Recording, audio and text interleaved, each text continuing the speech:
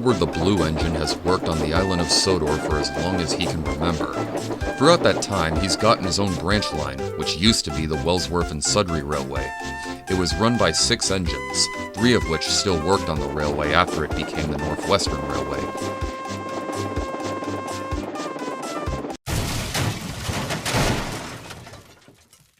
Two of them were found by Oliver, and one of them is still yet to be found. On this railway was a harbor at a town called Brendan. It hadn't been used for a long time and was starting to show signs of disrepair. The Fat Controller decided to reconstruct the harbor at Brendan after work started to pile up at Knapford. One morning, the Fat Controller gathered his engines at the yards to assign the engines to his project. Good morning, everyone. As you may know, the work at Knapford Harbour has been piling up badly, so I've decided to reopen the harbour at Brendan. An excellent decision, sir. Will me and my Wellsworth and Sudbury colleagues be working on this reconstruction? Now, Adam, I approve of your eagerness to work, but I think it would be best if one of you helps with this project. That one being you. Besides, some of the others aside from those 4 will be helping you. Okay, sir, if you insist, but if they won't be working on it, who will? That's why I've gathered you all here. Thomas, Percy, Henry, James, Gordon and Duck. You will be the ones to help with the reconstruction. If that's the case, who's going to do their duties, sir? I was getting to that. Joey and Charles, you'll handle Thomas and Percy's duties. William, you'll do Duck's work on the Little Western. Barry, you'll handle the goods. Emily, express duties. And Edward, you'll handle the mixed traffic services on the main line. If that's the case, who will handle my duties on the rest of the branch line? Boko already has his jobs of delivering China clay to both the yards and harbour at Knapford. Not to mention, Bill and Ben already have enough work on their buffers shunting Boko's trains. Not to worry, Edward. Colin and Lily will handle your duties. For a time, the engines enjoyed working on the reconstruction of the harbor, which would gain the name Brendan Docks. Thomas and Percy certainly enjoyed working on it. Their mood would soon sour, however, as a new crane would cause trouble for the two. His name was Felix, but as punishment for his bad behavior by his previous owners, he was given a nameplate with his unflattering nickname, which was Cranky. You engines are nothing but useless little bugs. Think you're so famous just because someone wrote some books about you and you have a show on the telly. Big deal. Like we care. Fame is great and all, but at the end of the day, work is what matters the most. If work is what matters the most, then put your trucks onto the inside lines.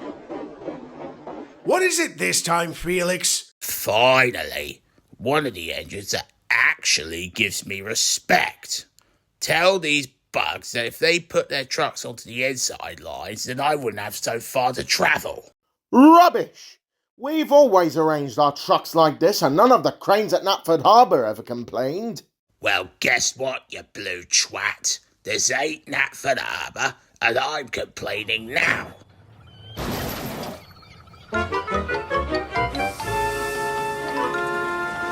Felix, are you off your nut? You could have injured a worker with that kind of recklessness. Whoops.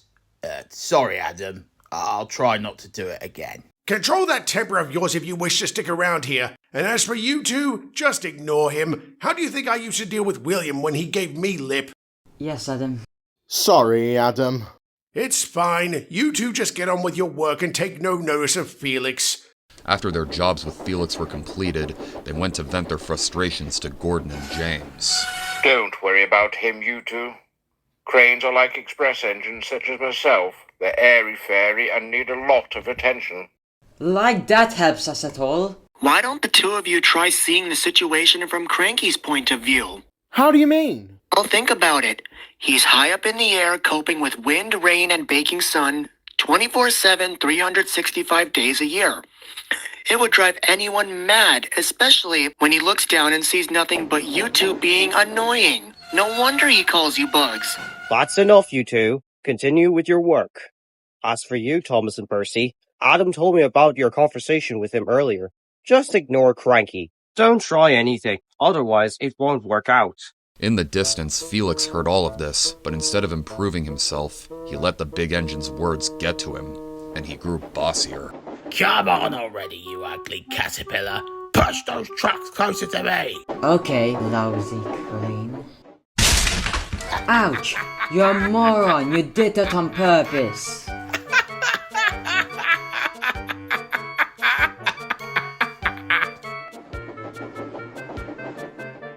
Right, Cranky, loan me up. Sure thing, Thomas. Just put your trucks onto the outside lines. It'll be easier for me to load up your tracks. Wait a second, I thought you couldn't reach the outside lines. Well, I lied. Turns out I can. If you say so.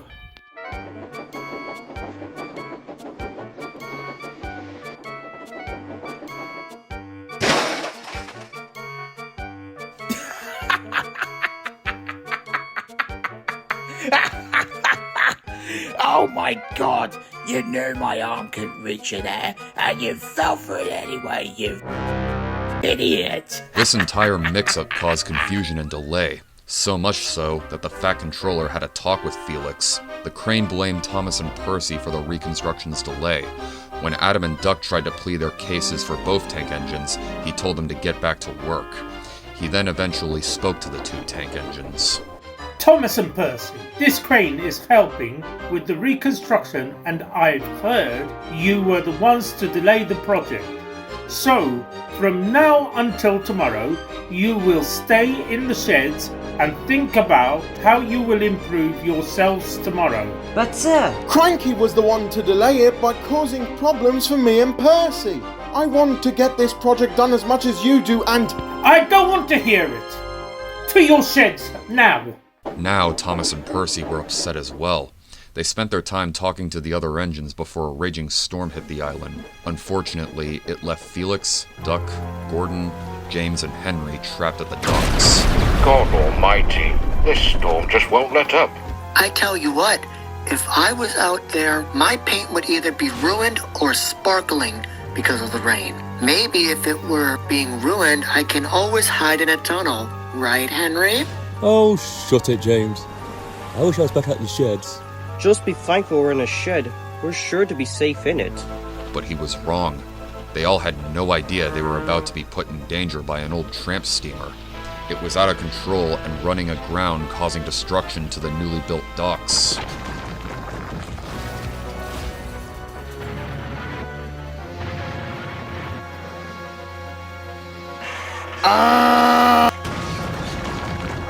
Help us! I can't. I toppled over when the ship crashed. And none of us can get out. That's just tops.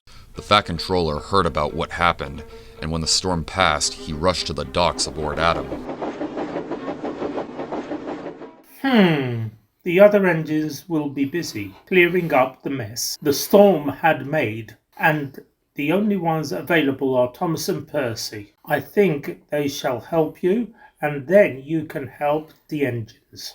Oh, yes, please. Tell them to hurry.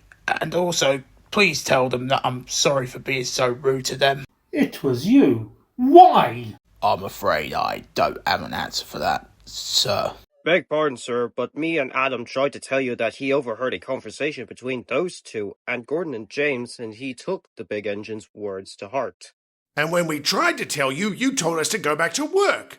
Oh my. Well, I'll start by apologising to Duck and Adam, and I'll owe Thomas and Percy one too. As for you, Cranky, I shall talk to you later. Same goes for you, James and Gordon. Yes, sir. Thomas and Percy soon came to the rescue, and thanks to their efforts, and Adam's, it wasn't long before Felix was upright again and clearing the wreckage.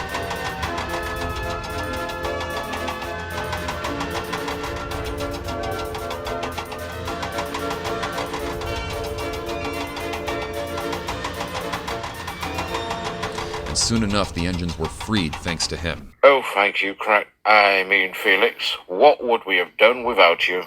Well, it's no big deal. I'm not the real hero here, as I had to be rescued before helping you lot. Although, I never thought it would be a couple of small engines. Thank you. I'll never be rude again.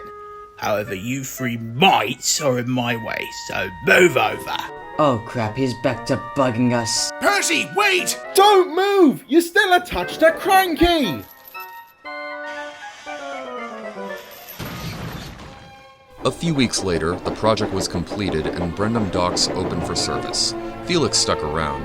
He got used to his nickname after a while, and he still looks down on the other engines. But since that stormy night, he never called them bugs or mites, because he knows they might bite back.